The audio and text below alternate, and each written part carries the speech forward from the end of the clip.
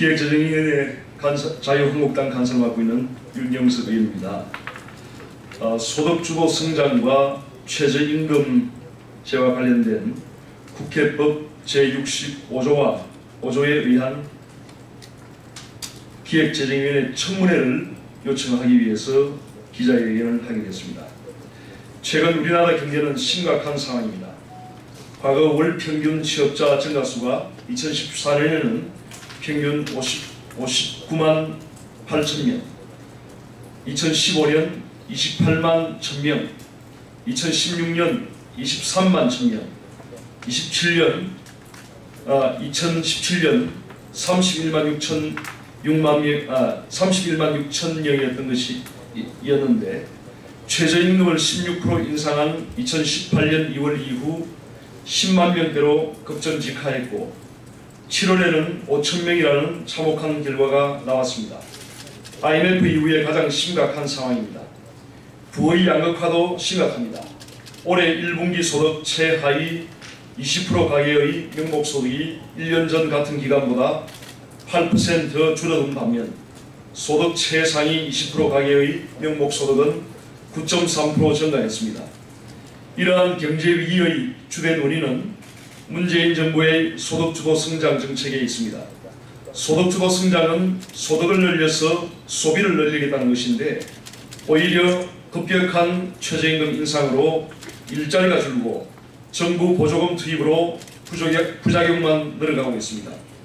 이에 자유한국당은 국회 기획재정위 차원의 소득주도 성장의 문제점과 개선 방안에 대한 청문회 개회를 요청합니다. 국회법에 따르면 중요한 안건에 대해서는 상임위의 청문회 개최가 가능합니다. 과거에도 2013년 7월 있었던 가계부채 대책청문회가 있었고 기재부, 국토교통부, 금융위원회 등 8개 부처가 국정청문회의 대상이 되었습니다. 2016년 9월에는 조선업 구조조정과 관련해서 기재위와 정무위와 합동으로 청문회를 개최한 바 있습니다. 소득주도 성장 정책의 실책은 가계부채 문제나 조선업 구조조정 문제에 비해서 훨씬 더 광범위하고 심각한 상황입니다.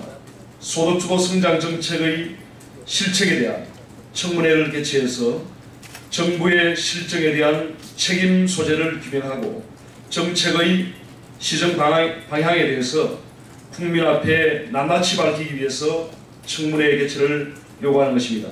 자유한국당은 국민 여러분과 함께 경제를 살리고 일자리를 창출하는 데 주도적으로 앞장서 나가겠습니다. 감사합니다.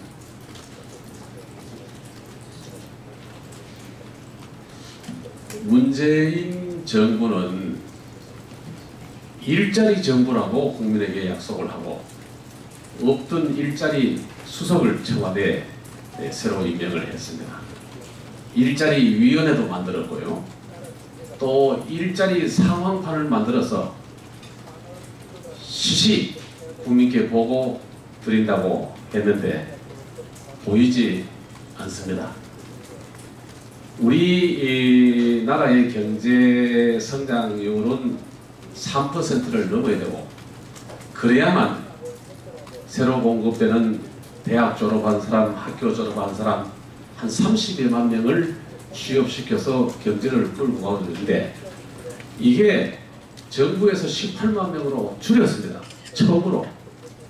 근데 그 18만 명도 못 지키고 7월 달에 5천 명으로 이것 앞으로 가다 보면은 제로 내지 마이너스가 될지도 모르는 그런 언론에서 표현하는 고용 참사, 고용 쇼크, 고용 재난 이를 불러오게 되었는데 여기에서 우리 자유한국당은 어제 연찬에서 소득주도 성장 그 내용 중에서 특히 최저임금 쪽에 포커스를 맞춰서 이 내용에 대해서 결산국회, 예산국회 중에 우리가 여당과 다른 야당에 청문회를 요청하기로 했습니다.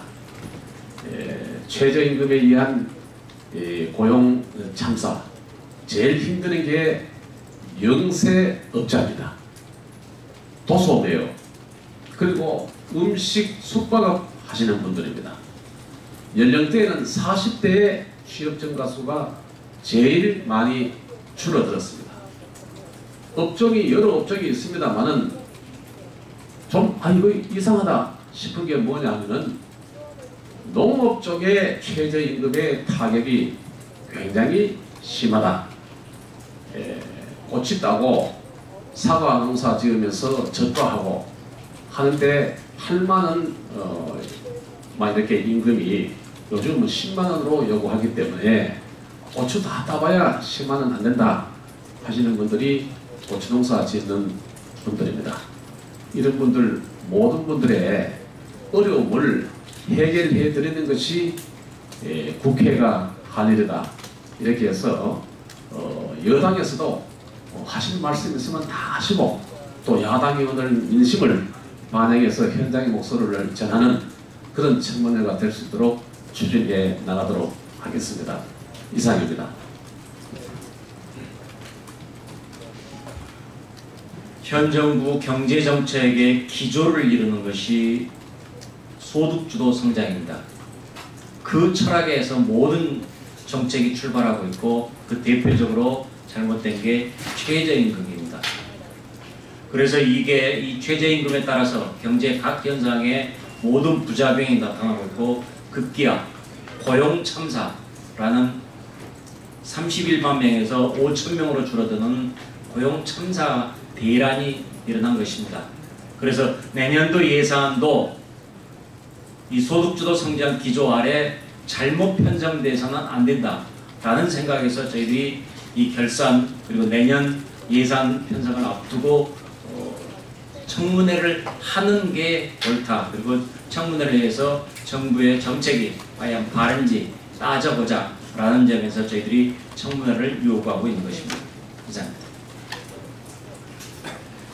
예, 소득주도 성장 정책은 문재인 대통령께서 민주당 당대표 시절 주창을 했고 지난 대선 과정에서 공약을 내걸고 이 정부 출범 이후 최저임금 인상을 통해서 본격적으로 시행해 왔습니다. 1년 4개월이 흐른 지금 앞에서 말씀드린 바와 같이 고용 참사가 일어났고 저소득층의 소득이 늘어나기는커녕 오히려 줄어들고 있는 기이한 현상까지 발생하고 있습니다.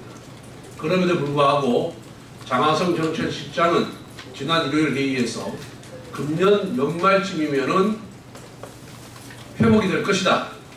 이게 막연한 근거 없는 주장을 하고 있습니다. 이 소득주도 성장 정책으로 민생은 피폐해지고 있고 자영업자와 영세 중소 기업인들은 이 최저임금 정책에 반기를 들면서 불복종 운동을 벌이고 있습니다. 과거 왕조시대에 비유하면은 백성 국민들이 임금에게 반기를 드는 부분입니다. 거의 밀란 수준에 가깝다 이렇게 보고 있습니다.